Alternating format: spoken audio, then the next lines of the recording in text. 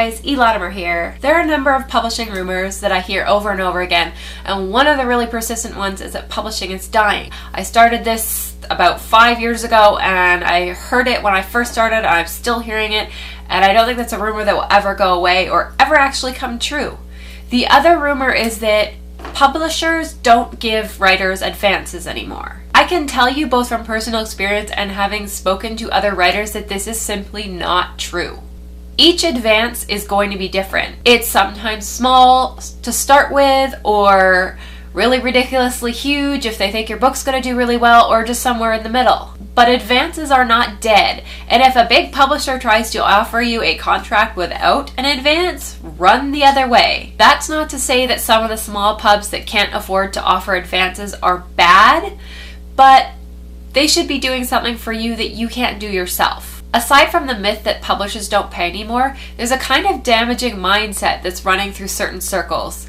And I see it a lot, where it's people that don't seem to think they should pay for their fiction anymore. And I don't know if maybe this publishers don't have to pay writers anymore thing is maybe fueling this type of mindset, but it is not good. Whether you're a big publisher or a small one, or just a reader buying a self-published book, you should be paying the writer. This is something that I kind of ranted about over on Wattpad a little while ago. I have about 15 totally free full-length novels on there, and I've got one that I sell out of 15, and yet I will regularly have that one really offended person that is so mad that I dare to charge $2.99 for a full-length novel because they've read through all my other ones and they're demanding this one for free too. Here's the thing, if you stop paying artists, slowly but surely, you will stop getting art. The idea that artists should have to work for free or should have to really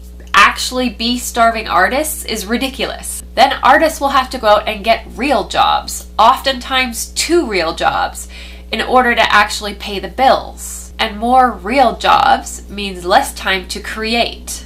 And obviously it would be a slow process. People would still create when they had the time, but eventually it wears on you. I know a couple of years ago, one of the authors I follow on Twitter just stopped writing because she had 2 jobs, and in the meantime she was writing as much as she could, but everyone was just pirating her books. And instead of paying her and her being able to work part-time maybe and continue writing, she was running herself ragged. And she finally just had to stop writing. The whole starving artist thing is not supposed to be literal.